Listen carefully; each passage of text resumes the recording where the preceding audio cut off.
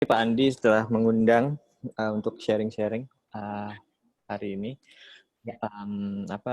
Ada sekitar beberapa orang buat kita sistemnya ngobrol-ngobrol aja ya Mas Andi. Ya, nggak usah yang formal-formal banget lah. Iya. Kita di sini kita pengen ngobrol soal mau ngapain aja sih 2021 sih. Gitu. Pak Gali, bentar. Ya. Saya opening dulu. Pak Gali semangat banget.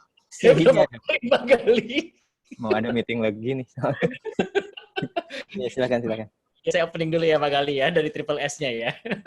Baik, Assalamualaikum warahmatullahi wabarakatuh. Selamat siang teman-teman semuanya. Terima kasih khususnya kepada Pak Gali yang sudah meluangkan waktunya untuk berbagi kepada kita semua siang hari ini. Juga tentunya terima kasih kepada teman-teman semuanya yang sudah bergabung di Triple S Talk seri 7 ini. Mudah-mudahan akan ada ilmu yang bisa dibawa pulang lah kalau ceritanya webinar offline ya. Mudah-mudahan ada ilmu yang nyangkut dan mudah-mudahan bisa bermanfaat dengan mengikuti webinar kali ini yang mana temanya adalah tren marketing setelah pandemi. Nah, kenapa sebenarnya kita mengangkat topik tren marketing setelah pandemi ini? Karena sebenarnya sangat gampang, teman-teman. Bukannya sangat gampang ya, justru sebenarnya sangat membingungkan. Kenapa membingungkan? Karena sebenarnya dengan adanya pandemi ini, saya yakin seluruh strategi itu pasti berubah. Baik itu strategi PR, baik itu strategi marketing, strategi bisnis, dan lain-lainnya itu pasti semuanya berubah. Nah, sekarang timbul pertanyaan, kira-kira kalau pandeminya udah selesai, yang mana kita juga belum tahu kapan maka pandeminya selesai, tapi kita berdoa mudah-mudahan bisa cepat selesai, begitu vaksin sudah ada semua, masyarakat Indonesia semuanya sudah divaksin, dan sudah dinyatakan clear oleh akan adanya pandemi ini, sudah tidak ada pandemi, maka itu saya yakin strategi bisnis akan berubah lagi. Nah, sekarang mari kita mau coba ngobrol-ngobrol nih dengan Pak Gali yang Head of Marketing dari eFishery. Buat teman-teman juga yang belum tahu eFishery, nanti mungkin akan dijelaskan lebih lanjut juga oleh Mas Gali. Tapi sebagai hintnya, eFishery itu adalah sebuah startup asal Bandung. Jadi Pak Gali ini merupakan Head of Marketingnya, dan terima kasih Pak Gali sekali lagi waktunya. Saya persilakan untuk penjelasannya mengenai tren marketing setelah pandemi, Pak. Oke, terima kasih Pak Mas Andi. Mas aja kali ya, nggak jangan bapak-bapak. Nah, karena kita masih muda juga anyway. Terima kasih. Salam kenal teman-teman semuanya. Iya, yang barusan dijelasin Mas Andi juga, saya Gali Husni Fauzan, saya Head of Marketingnya eFishery. eFishery itu tuh sebuah startup berdiri di 2013. Startup aquaculture, fokusnya di aquaculture. Jadi kita ngasih teknologi ke aquaculture. Nanti di presentasi saya ada background-nya, terus eFishery itu apa segala macam. Saya langsung share screen aja ya, supaya menghemat waktu. Oh, 100 jangan pencet ya. Udah langsung, nggak apa-apa. Itu HP-nya siapa? Saya, nggak apa-apa, biarin aja Mas. Naruhnya kuat dari itu. Iya, nggak apa-apa. Gimana Mas Andi? Ya, sorry Mas. Oke. Lanjut. Oke.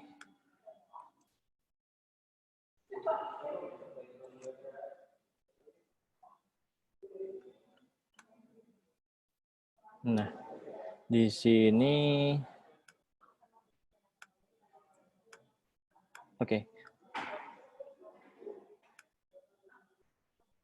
Tren marketing 2021. Sebelum ke tren marketing 2021, saya mau ngenalin diri dulu. Jadi yang tadi diobrolin disampaikan sama Mas Andi gitu kan. Saya dari eFishery, saya sehari-harinya megang marketing baik itu offline, online, kreatif, digitalnya, ya kan, brandnya, terus sampai ke PR juga, corporate communications dan lain segala macam.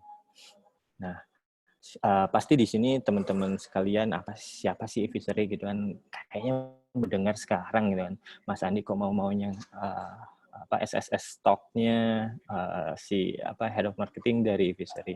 Nah, sedangkan teman-teman nggak tahu eFishery itu apa. Nah, eFishery itu tuh punya misi sebenarnya buat ngeakselerasi aquaculture ini tuh jadi provider protein terbesar di dunia. Kenapa? Karena tadi kalau ikan, ya teman-teman pasti jauh lebih banyak konsumsi daging merah ya kan, daging sapi ataupun daging ayam dibanding ikan.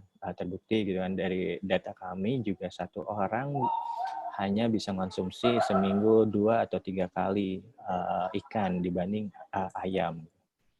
Nah,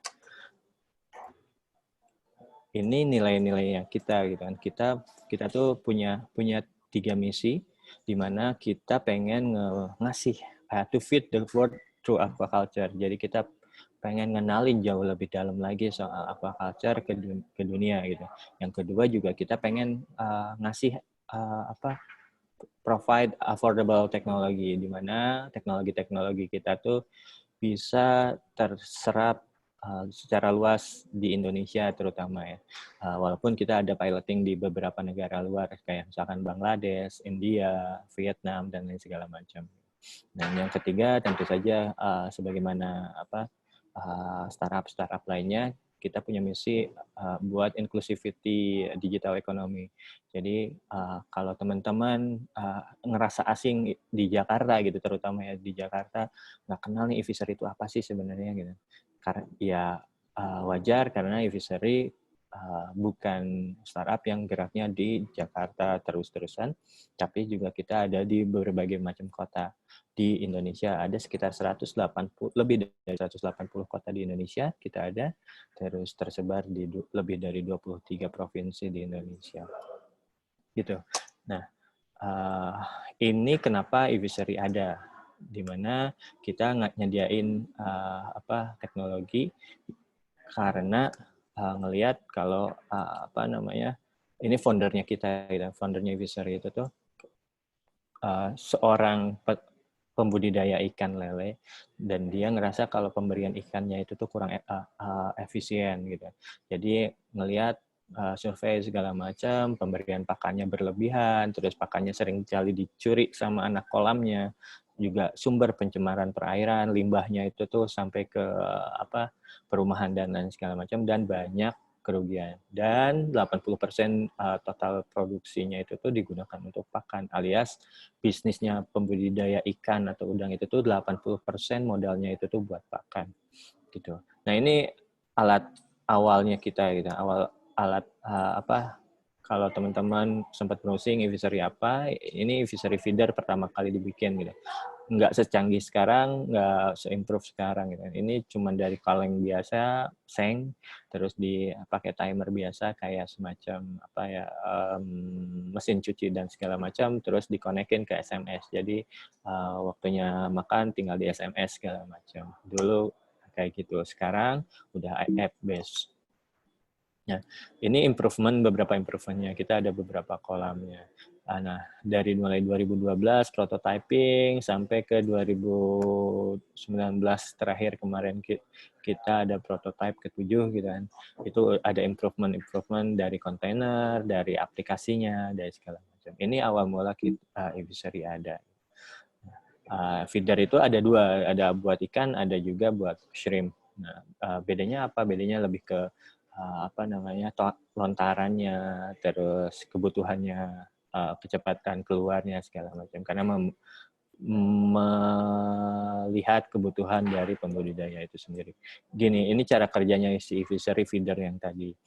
Jadi dari fishery feeder ngeluarin pakan ikan secara otomatis disetting pakai aplikasi, pakai wifi lokal segala macam.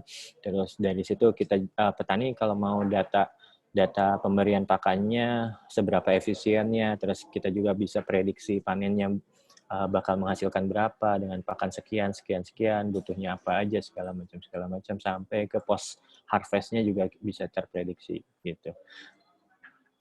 Nah, ini contoh-contohnya kita ada di berbagai macam yang tadi saya sampaikan juga ada di dari ujung barat Indonesia itu tuh ada di Aceh, sampai ke ujung timur di Indonesia ada di Sumbawa. Jadi cukup lumayan luas coverage-nya kita. Mungkin nanti bisa ngobrol-ngobrol soal ini. Gitu. Nah, kita tuh punya platform namanya Data Impact. Jadi kita bisa ngelihat kalau berapa banyak ikan ada di kita punya e-fishery point. Sekarang tuh e-fishery point-nya kita ada 100, di next year kita bakal ada 200 e-fishery point, yang mana kita bakal nge-cover berbagai macam proses aquaculture-nya dari pembudidaya ikan sampai ke pembudidaya udang. Kita punya datanya berapa kilogram mereka konsumsi pakan sampai ke gimana pola distribusinya mereka gitu. Nah, ini beberapa pembudidaya yang emang sudah join sama kita. Nah, di tahun ini tuh kita meluncurin ada 3 produk baru di mana yaitu Evisery Feed, Evisery Fun, Evisery Fresh. Evisery Feed ini tuh kita jadi marketplace buat brand pakan. Jadi kita kerjasama sama beberapa brand pakan untuk distribusiin pakannya ke ke si petaninya itu sendiri gitu. Dan fresh itu tuh kita menyerap ikan hasil budidaya para petani ikan atau pembudidaya udang kita dari binaan Evisery itu sendiri gitu. Nah, kita ngobrolin soal tren 2021. Tren 2021 bakal ada apa aja sih sebenarnya gitu. Di 2021 kalau ngelihat dari sekarang dan dari mulai vaksin, berita-berita gitu kan, vaksin lah, terus perkembangan virusnya sampai ke perkembangan yang terpapar virus, kemungkinan besar sih ini kita bakal melanjutkan mode yang di 2020 ini. Jadi lumayan banyak agak shifting dari offline ke online, ya kan. Terus bakal continue gitu kan assessment COVID-nya.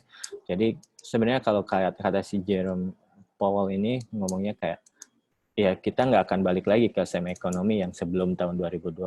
Kita bakal recovering tapi dengan ekonomi yang berbeda lah. Kita beda segmen, beda treatment, beda segala macam. Gitu.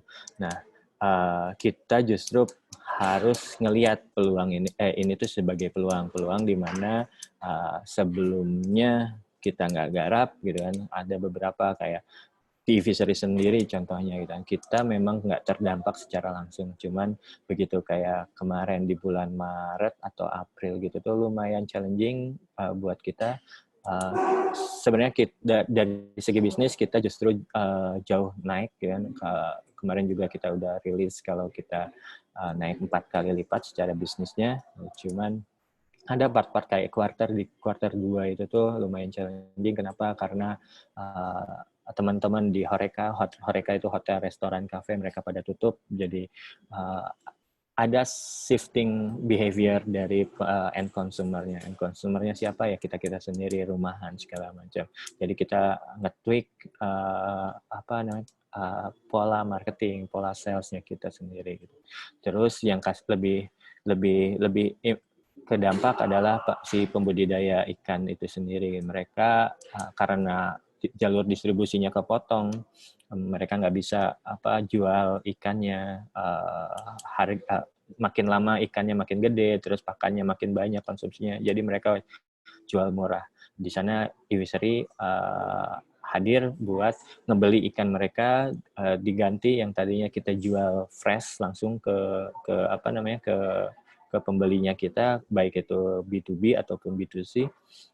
Kita ganti polanya, berubah jadi kerjasama sama beberapa partner kita, kayak misalkan restoran-restoran kayak Ampera lah, kita bikin bumbu barengan mereka, riset segala macam, kita distribusi.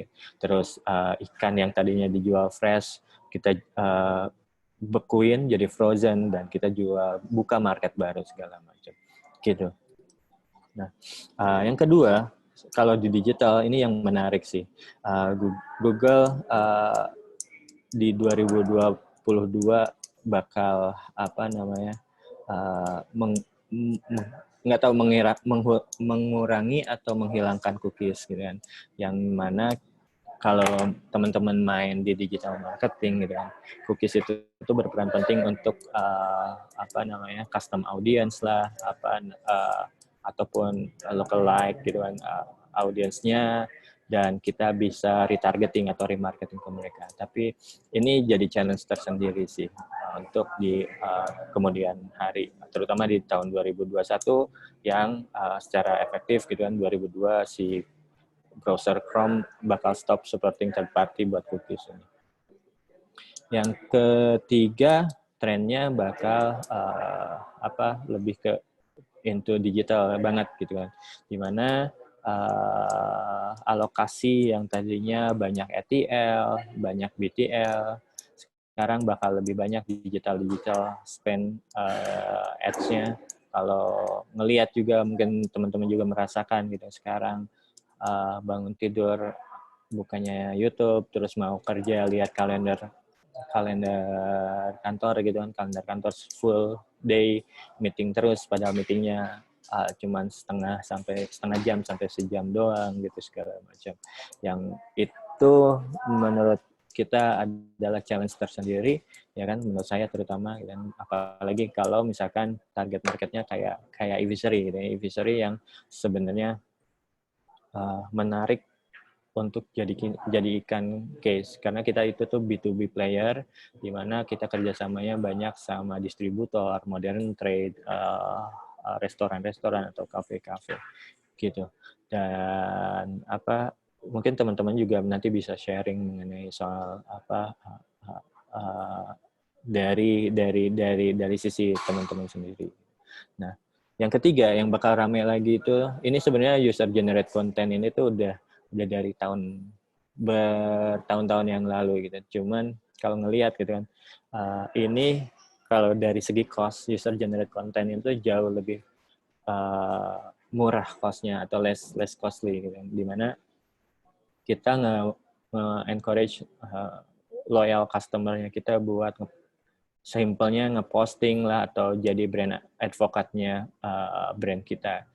Nah, ini harus dibikin di tahun depan tuh, bikin kayak semacam sebuah platform, at least sebuah platform gitu, untuk mereka berekspresi di mana berterima kasih kepada brandnya. Ya, ini lebih banyak ke review, lebih banyak kayak misalkan kepuasan pelanggan, ya CRM dan lain segala macam. Jadi secara otomatis mereka pasti jika mereka satisfied dengan suatu brand kan pasti mereka juga posting. Itu common lah buat kita. Tapi kayak UGC ini atau user generated content itu jadi semacam bakal rame banget, apalagi misalkan dalam kondisi sekarang gitu kan, pandemi di mana mereka beli online, mereka pamer ke sosial media, mereka puas terhadap pembeliannya atau segala macam gitu. Yang ketiga ya ini sebagai contoh aja sih, kayak user generated content yang 3, dari 2, teman 1. tuh.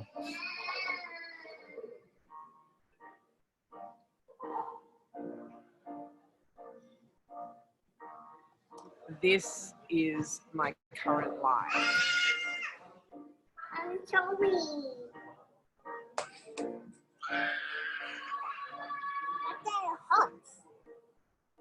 Day 487,000th of homeschooling.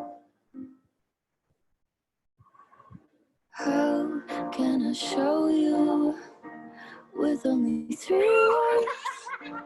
How can I show you how much you're worth? You're the best I could have asked for, but I fall straight to the floor. So pick me up like you have before, with a helping hand like only a mother can. Like only a mother can. Gitu, jadi dikasih trigger sama brandnya, ya kan, dikasih trigger sama brandnya mau ngapain aja segala macam. Terus kayak ini Madcloud ini, jadi mereka engage sama brandnya karena mereka simply puas terhadap brand itu sendiri gitu kan. Kayak mereka dengan senang hati gitu kan, ngasih feedback, ngasih review, ngasih segala macam. Kalau dari portfolio saya ataupun pengalaman saya ini terjadi waktu dulu kan saya sempat kerja di AirAsia sempat ada insiden dan mereka loyal customer ini tuh penting buat AirAsia buat balikin trust-nya brand gitu. Dan yang paling penting ya ini humanize the brand gitu kan. Mereka jadi excited tentang brandnya, terus mereka juga dengan senang hati gitu kan. Ngebantu dan ngebelain. Waktu itu di AirAsia juga sempat ada conflicting sama government, ujung-ujungnya loyal customer ini yang jadi semacam brand advocate-nya kita gitu buat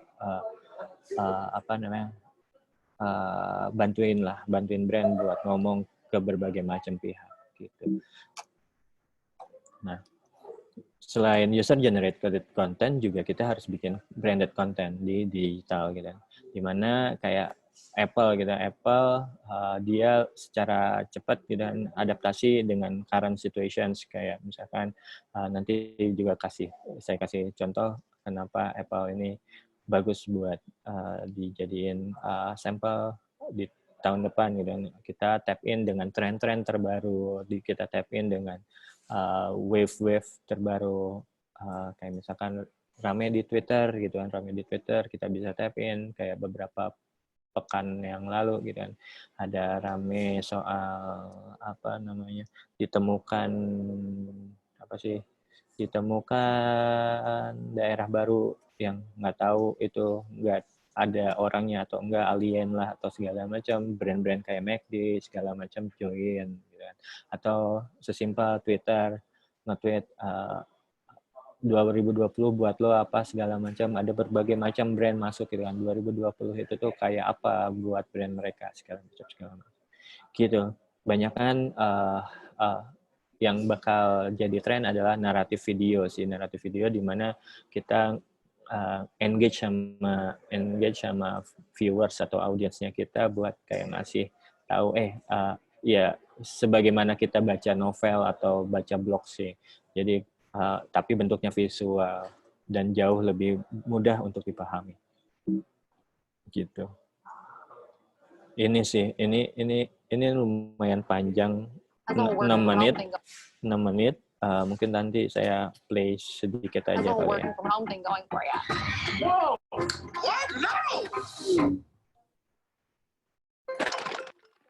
Guys, does anyone have my iPad? Close your eyes. Gently deep. Babe, your boss is FaceTiming you. Vivian? This is not good. Morning. Good morning. So Project Pandora's box is back and we need to present new designs on Monday. Oh, and it needs to be recyclable. Any questions? Yeah, when you say recyclable, Good. No! What's going on? Project Pandora's box is back. What? No! We can't do this in 1 week. It's just a box. But we're working from home, Bridget. Exactly. I have kids all week.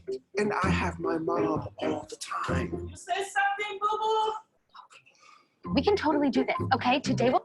Gitu. Jadi isinya tentang produk-produknya Apple dari mulai handphone, AirPods, laptop sampai ke segala macam. Tapi disampaikan secara naratif jadi lebih enak masuknya juga nggak soft selling dan lain segala macam. Dan bentuknya video. Yang selanjutnya adalah yang bakal jadi tren, bukan tren baru sih, tapi baru launching di Instagram dan Facebook kalau nggak salah, yaitu social commerce di mana Facebook atau Instagram ada fitur shops kalau nggak salah di bulan-bulan kemarin ya, November Desemberan ini gitu kan. Ini bisa jauh lebih mudah untuk nge-attract customer gitu kan, di mana kita enak satu platform di Instagram atau di Facebook gitu, ngasih opportunity baru gitu buat experience shoppingnya gitu di berbagai macam channel dan platform. Ujung-ujungnya ya tadi generated transaction ataupun revenue gitu. Kayak gini gitu. Kalau teman-teman lihat di Instagramnya teman-teman pasti ngeh lah di yang tadinya feature-nya like-nya jadi naik ke atas di Instagram-nya teman-teman. Gitu. Nah, selanjutnya yang bakal rame banget dan kita harus antisipasi itu tuh co-branding, model-model co-branding kayak misalkan McDonald's sama Travis Scott gitu kan. Hubungannya apa gitu kan, padahal cuman tapi bisa dilihat ini bisa jadi sebuah peluru buat brand untuk ngobrol untuk ngejangkau lebih luas lagi market yang tadinya cuman sekian persen jadi naik karena marketnya si partnernya kita gitu kan. Kayak misalkan case-nya Ivisery itu kan segmented gitu kan, spesifik banget jualannya ikan segala macam.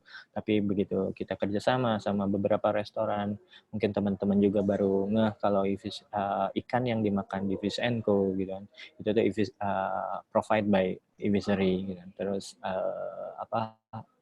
ikan-ikan di mana segala macam. Terus kayak tadi sampaikan gitu sama Ampera, kita bikin kerjasama sama Ampera, terus kita bikin bumbu baru gitu kan, bumbu baru sama Ampera khusus ikannya Ivisery sama Ampera dan lain segala macam. Kedepannya co-branding atau co-campaign ini bakal jadi tren di mana kita bisa bikin ya cross marketing lah tuh.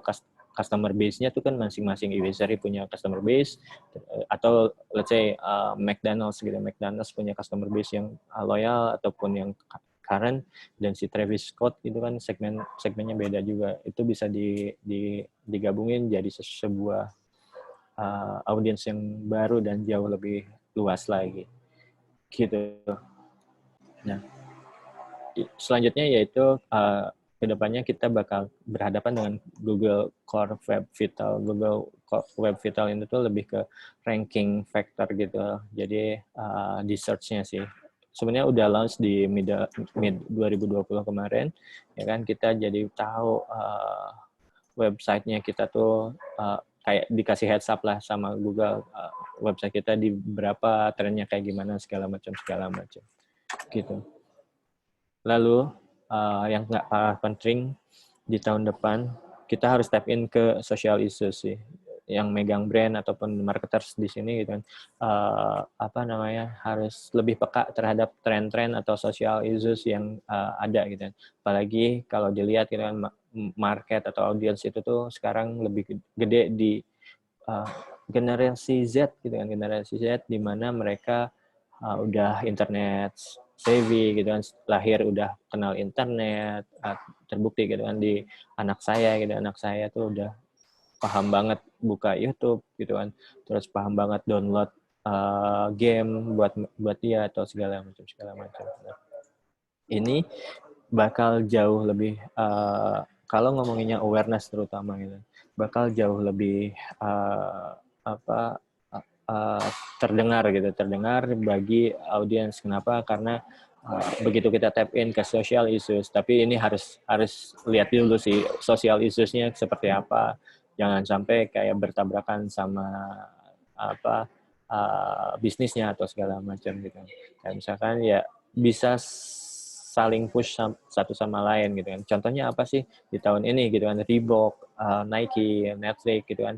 Mereka stand with Black Lives Matter gitu kan, yang movement yang di tahun kemarin. Mereka terang-terangan buat ya mereka pengen kesetaraan segala macam. Itu juga jadi jatuhnya si Reebok sama Nike sama Netflix ini kan viral orang ngomongin, aware soal brand ini, naik lagi, menghasilkan berbagai macam. Kalau relate ke bisnis, relate banget gitu kan. Activism ini tuh kayak selain branding juga ke product sales-nya gitu, transactions-nya gitu. Dimana mereka jadi aware soal produknya, terus orang-orang atau market tuh kayak percaya, oke, kalau gua beli di sini, si brand ini tuh bakal memperjuangkan suaranya si customer-nya atau segala macam. Karena ada beberapa brand terutama fashion gitu kan. Fashion itu tuh terbentur sama social issues yang kayak workers gitu kan, tenaga kerja yang blue collars-nya gitu kan. Blue collars di mana banyak yang dibayar kurang baik segala macam. Itu jadi social issues juga sebenarnya kan. gitu. Ini contohnya lah Ben & Jerry's gitu kan, dia punya Our Future dan lain segala macam gitu. Nah, yang bakal diprediksi bakal menarik lagi itu di tahun depan adalah nostalgia marketing, di mana nostalgia marketing ini tuh sebenarnya bukan hal yang baru, ya kan? Bukan hal yang baru. Kalau di Indonesia sempat kejadian waktu launch Ada Apa Dengan Cinta gitu sama Line. Itu kan efeknya luar biasa gitu kan. Downloadnya luar biasa, awareness-nya luar biasa dengan mudah banget nge-track customer baru, terus even kayak launching produk barunya Line, kayak Line Alumni kalau nggak salah, Line Alumni, mereka growth-nya jadi eksponensial gitu kan, jadi kenceng banget. Terus apalagi segi branding, terus banyak brand masuk, kayak Aqua jadi masuk ke AADC, segala macam. Jadi banyak opportunity baru begitu kita launch nostalgia marketing. Nah, ini bisa mencocokkan gitu kan, kayak apa contohnya bodoh-bodohannya gitu kan, di Evisery kita mau nyasar si ibu-ibu yang sebenarnya dia kangen buat dimasakin ikan gurame terbang sama nyokapnya. Terus akhirnya kita kasih brand campaign atau marketing campaign soal gurame lah, cara beli cara panennya gurame sampai ke cara penyajian guramenya kayak gimana, sampai segala macam dikasih bumbunya kayak gimana. Oh, mirip banget sama apa yang nyokap gue bikinin. Ya udah, gue beli di Evisery, terus dia implementasiin, masak buat anaknya, terus apalah segala macam. Jadi itu yang emang semacam ini jatuhnya ke retention program di mana kita nge-call back customer yang emang baik itu current ataupun yang ya existing ataupun yang new customer-nya. Gitu sih kurang lebihnya. Ini contoh kayak Cheetos gitu. Hey, I'm gonna need you to. Never mind. You can't touch this. Help. You can't touch this. You can't touch this. You can't touch this. Get it off. Nope. I trust you. Why? Hammer time. I touched it. New Cheetos popcorn. It's a Cheetos thing. Gitu. Yang terakhir banget ini jangan lupa, sebenarnya nggak baru-baru banget ya kan, yang barunya ada cuman beberapa doang. Yang paling terakhir adalah going live gitu, apapun gitu kan. Mungkin teman-teman juga sempat ada anekdot, nggak peduli berapa banyak audiensnya, yang penting live gitu kan. Itu juga bisa dicoba ya kan sama brand-brand teman-teman yang teman-teman pegang, ataupun buat brand personal branding atau segala macam dan tapi intinya sih semua orang juga suka video, penyampaian lewat video secara secara visual tuh jauh lebih menarik dibanding teks atau lainnya gitu kan. Orang-orang jauh lebih banyak 3 kali gitu kan spending time buat nonton live video dibanding pre-recorded content. Gitu kurang lebihnya sih, Mas Andi. Wah, menarik banget. Thank you banget Mas Gali atas penjelasannya. Saya sebenarnya ada beberapa pertanyaan. Langsung ada yang nanya aja nih. Oke, sebentar. Sebelum kita ke teman-teman juga kalau ada pertanyaan bisa langsung ketik di kolom chatnya ya, sambil kita ngobrol-ngobrol. Mas Gali, saya juga sebenarnya penasaran sih untuk di tahun 2021 nih Mas Gali. Kalau menurut Mas Gali sendiri yang memang kesehariannya berkecimpung di dunia marketing, sosial media ini platformnya kira-kira sekarang kan Instagram sama TikTok lagi saing-saingan nih Mas. Bisa dibilang sekarang TikTok udah agak lebih tinggi daripada Instagram. Tapi in terms of marketing, Mas Gali ngelihatnya 2021 apakah akan masih tetap people lebih cenderung ke Instagram atau sudah mulai akan shifting dari Instagram ke TikTok, Mas? Ya, kalau dilihat kan sebenarnya growth-nya TikTok tuh kenceng banget ya Mas Andi. Kayak apa namanya, berbagai macam orang gitu kan, yang tadinya kita ngelihat TikTok tuh sebelah mata, yang kalau ada anekdot di mana yang main TikTok itu background-nya pasti tembok hijau gitu ya. Tapi sekarang dari tembok hijau sampai ke artis-artis main TikTok gitu. Sebenarnya itu lebih ke penyesuaian aja sih Mas Andi. Kalau misalkan teman-teman megang brand dan dirasa brandnya, audiensnya ada di TikTok, justru lebih bagus buat tap in di situ gitu. Dimana kalau misalkan contohnya Ivisary sama sekali kemungkinan besar nggak akan main TikTok gitu kan untuk sekarang, karena melihat kita secara bisnis juga B2B apa namanya, dan agak susah buat nge-connect-in antara audiensnya TikTok sama audiensnya Ivisary, marketnya Ivisary gitu. Makanya kita juga main ngebuka sosial media lebih banyak di Facebook sama di Instagram. Instagram juga kita cuma ada dua akun Instagram, satu Ivisary-nya emang buat apa namanya, holdingnya, dan satu lagi Ivisary Fresh, di mana Ivisary Fresh ini ada erat kaitannya sama si end consumer. Dan kalau ditanya bakal lebih banyak mana TikTok segala apa sama Instagram, vice versa sih sebenarnya Mas Andi. Dimana kayak video-video TikTok itu tuh kalau sadar gitu kan pasti diposting di Instastory-nya Instagram gitu kan, di Instastory Instagram, dan itu pun kebalikannya gitu kan.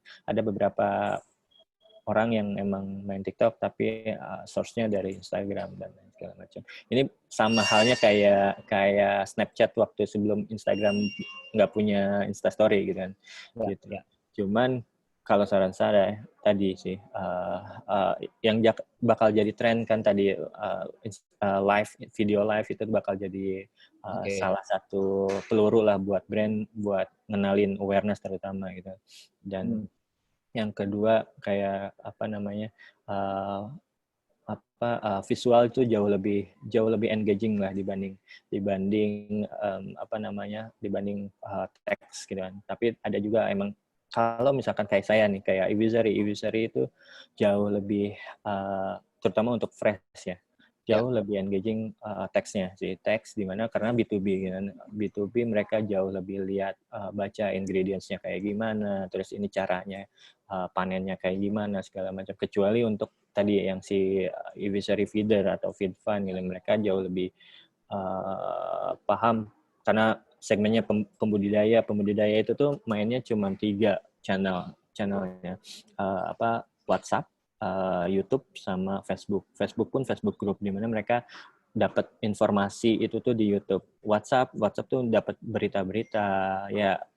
That's why hoax merajalela gitu kan di tahun kemarin gitu kan, terutama di kota ketiga, kota keempat di Indonesia gitu. Sangat efektif begitu di-blast lewat bukan sosial platform ya, tapi private platform kayak gitu. Ya. Itu sih. Jadi kalau ditanya soal TikTok atau Instagram, menurut saya lebih ke penyesuaian dan menyesuaikan brand itu sendiri sih sama platformnya itu sendiri.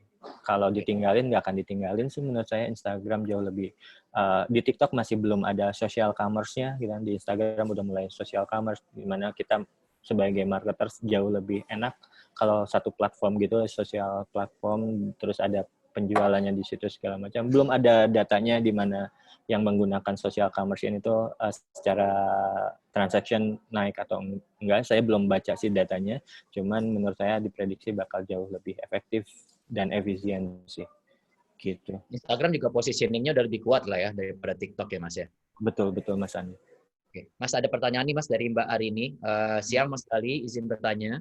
Menurut Mas Gali, kalau untuk bisnis kecil yang baru dirintis, misalkan bisnis makanan atau dan lain-lainnya, terus menggunakan influencer Instagram untuk endorse makanannya, ya mungkin cost-nya untuk endorse itu bisa sampai 2-5 juta untuk 1-2 kali Instagram story.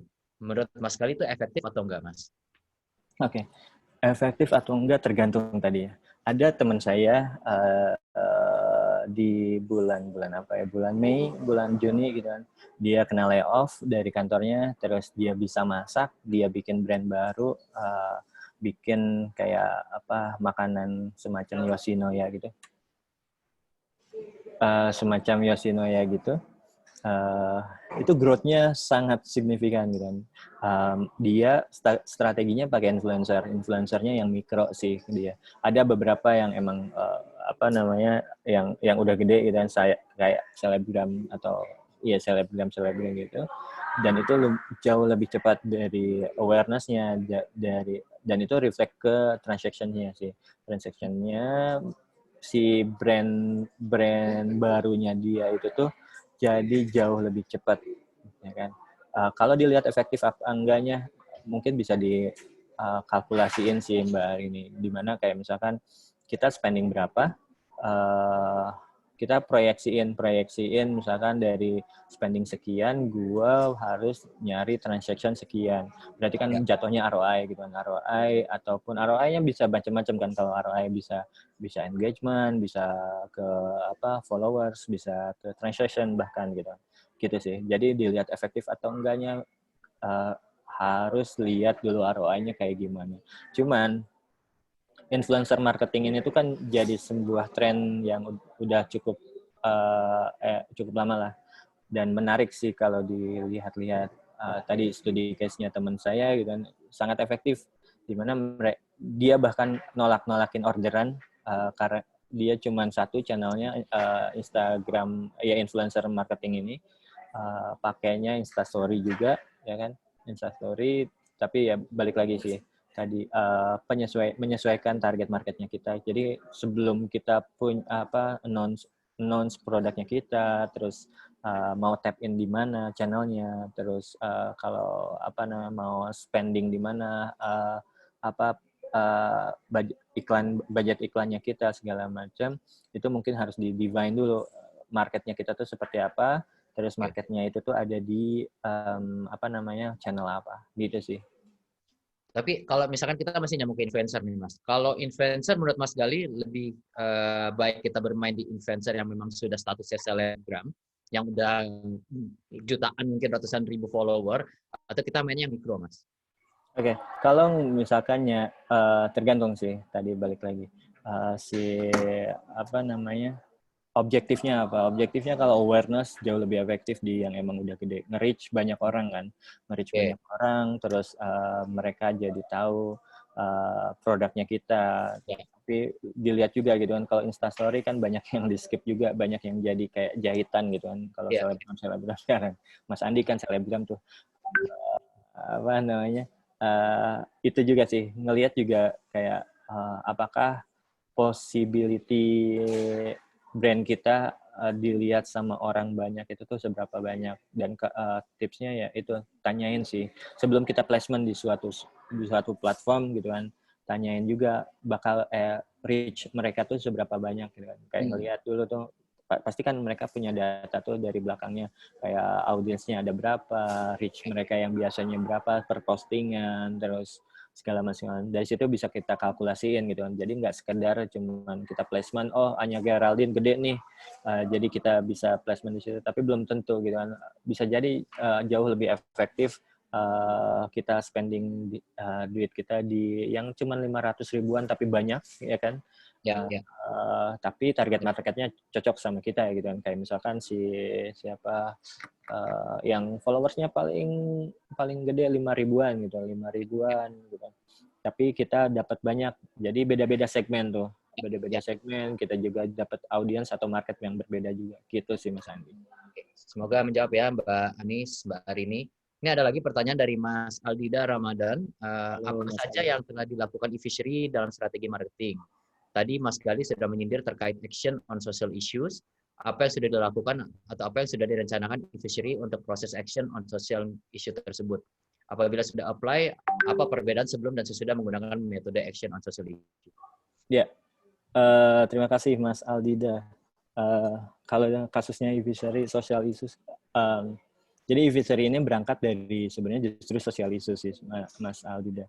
Di mana e-fishery ini ada karena tadi yang saya sebutin dari efisiensi cost buat para pembudidaya ikan, terus limbah segala macam, sampai ke yang sekarang itu tuh di mana apalagi yang terdampak gitu ya, terdampak COVID gitu ya.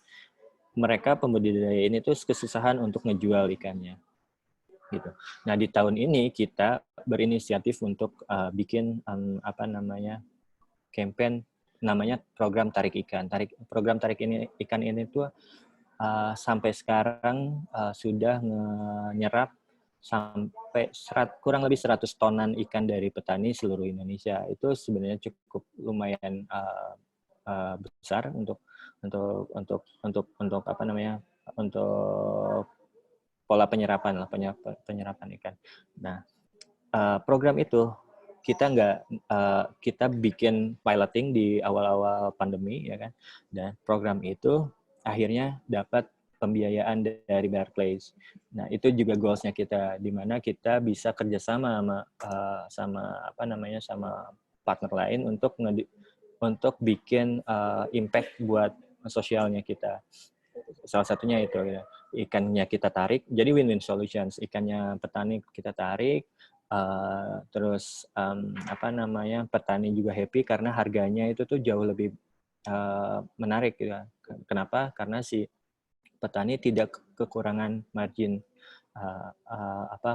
dari ongkos produksinya mereka. Kedua, ikannya mereka nggak kegedean ya kan. Ketiga, efisien cost-nya. Jadi mereka nggak perlu nambahin cost untuk beli pakan lagi, terus kolamnya, terus mereka juga dengan cepat bisa dapat uangnya. Yang ketiga, ikan-ikan ini yang 100 ton ini tuh kita nggak jualin sebenarnya Mas Aldi. Kita distribusiin ke berbagai macam pakannya kita. Kita kerjasama sama Kitabisa, kita kerjasama sama ACT, kita kerjasama sama WeCare.id. Kita kerjasama sama mereka buat ngedistribusiin ke nakes. Kita kerjasama sama ACT buat distribusiin ke ke halayak ramai yang emang butuh protein lebih gitu kan. Ya banyak gitu, orang yang nggak bisa makan segala macam. Nah, itu buat kita sih branding yang jauh lebih impactful gitu, dan jauh lebih menarik buat kita karena langsung gitu, impact-nya dirasakan langsung dibanding kayak misalkan kita jualan ataupun segala macam. Tapi di satu sisi secara bisnis kita growth-nya jauh lebih besar lagi, terutama di kuartal 4 ini. Setelah ini masih berlangsung, kita dananya dari Barclays itu tuh ada sekitar berapa ya? Sekitar sampai 2 M-an gitu dana Barclays-nya. Kita distribusiin itu masih berlangsung sampai sekarang sama ACT, sama beberapa partner kita, WeCare tadi segala macam.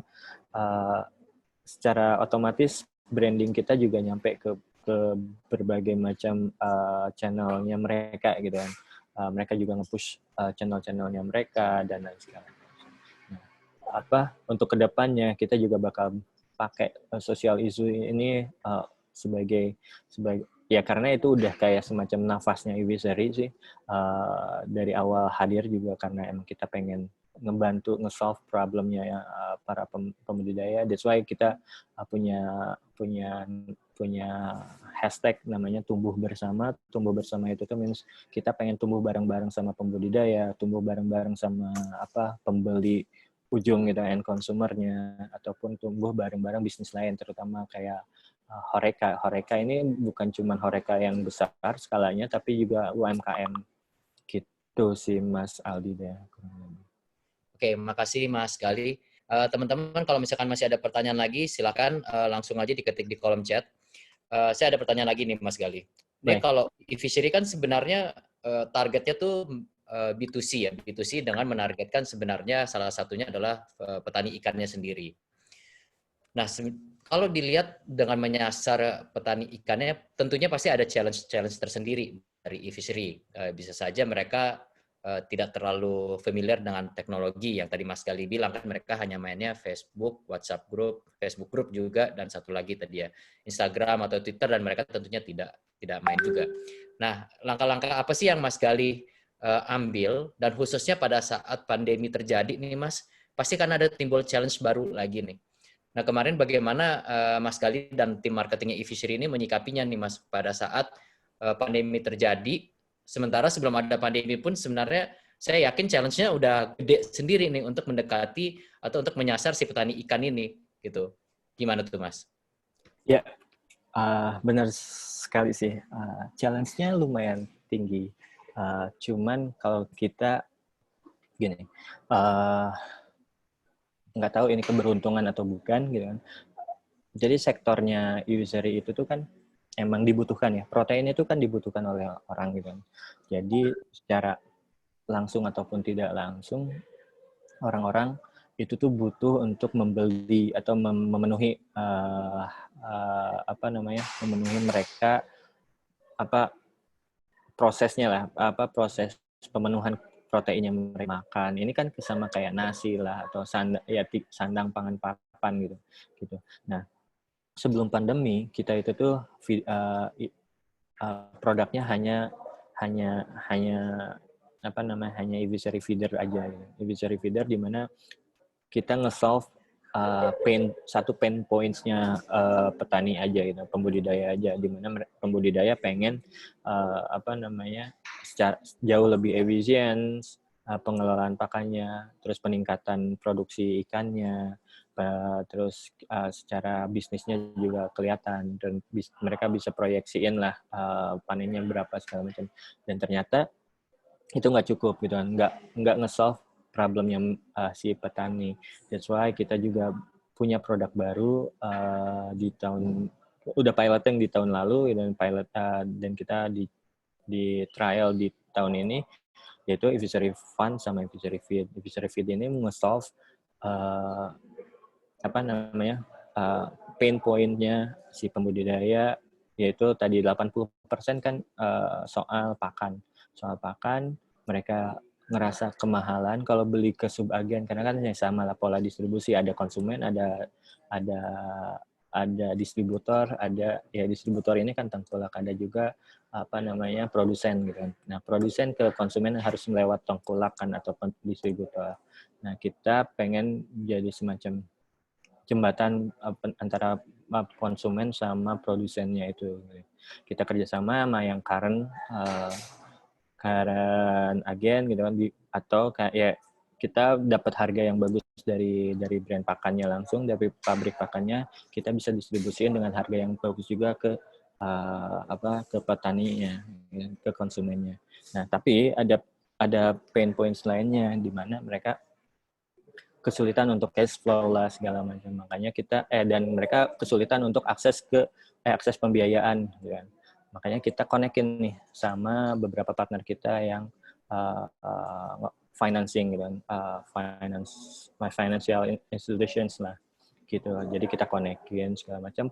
Di first mile-nya udah bagus, tapi begitu mau panen mereka kesulitan. Yang tadinya misalkan, karena kita terbukti gitu kan, naikin si feedernya kita itu tuh bisa naikin produksi mereka tuh sampai ke 2 kali lipat. Nah, 2 kali lipat berarti kan yang biasanya satu siklus, let's say lele gitu kan, ikan lele, satu siklusnya itu tuh 3 bulan, atau patin lah. Patin itu tuh sama dengan dori kalau di Indonesia gitu. Nah, itu 3 bulan. Nah, biasanya 1 ton, misalkan 1 kolam 1 ton. Dengan pakai eVisionary feeder, karena tadi bisa naikin 2 kali lipat, bisa jadi 2 ton. Gitu, 2 ton. Mereka kebingungan buat distribusiin seton lagi itu kemana. Gitu.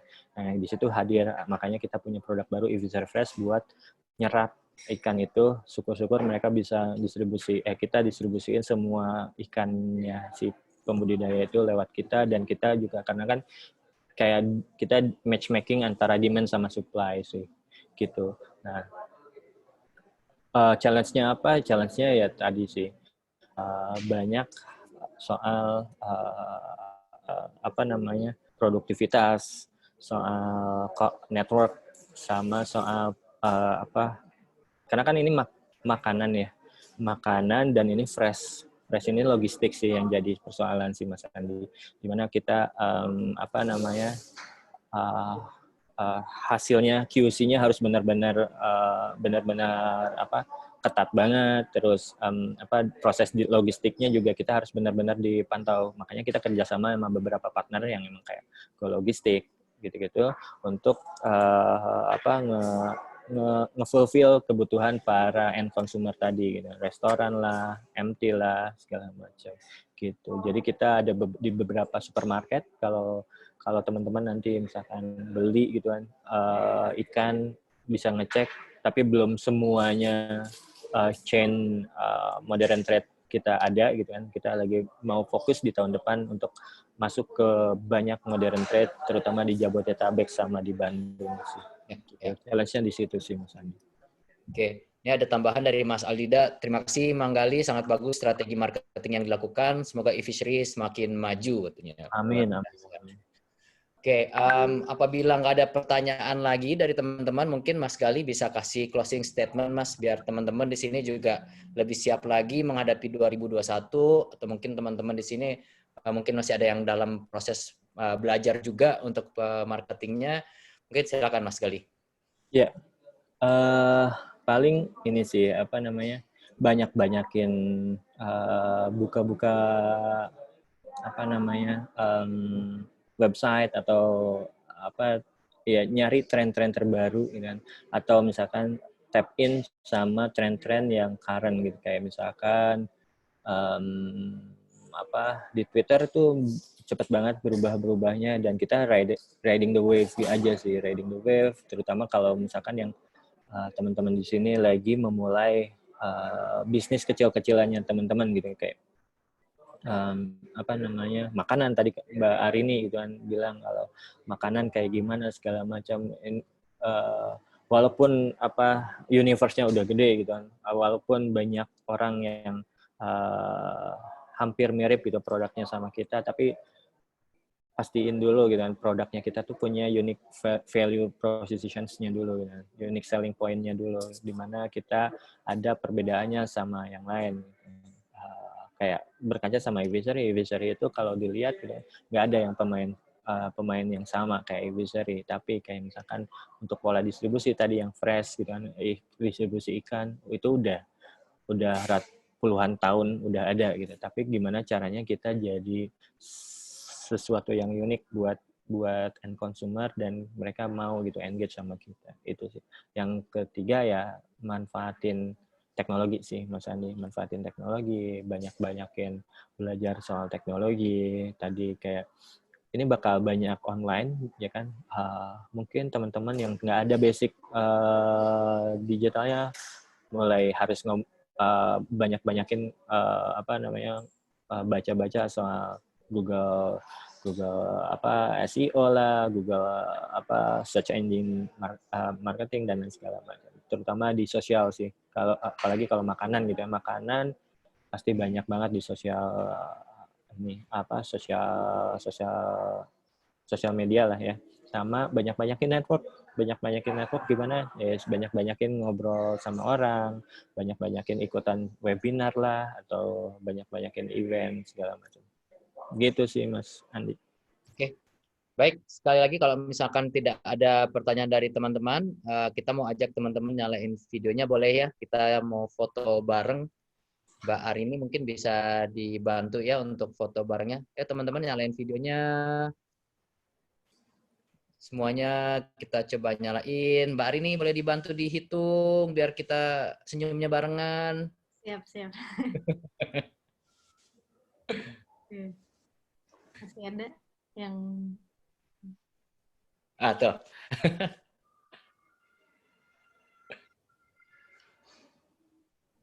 Udah? Begini aja, Mas. Udah? Oke. 1, 2, 3. Sekali lagi ya. Ya. 1, 2. Oke. Terima kasih teman-teman semuanya yang sudah bergabung. Sekali lagi juga saya ucapkan terima kasih Mas Gali yang telah meluangkan waktunya. Kita ucapkan semoga Mas Gali sukses terus untuk e-fishery dan juga untuk karirnya di e-fishery, dan teman-teman juga sukses selalu. Dan juga tidak lupa semoga teman-teman semuanya sehat-sehat semua di masa pandemi ini.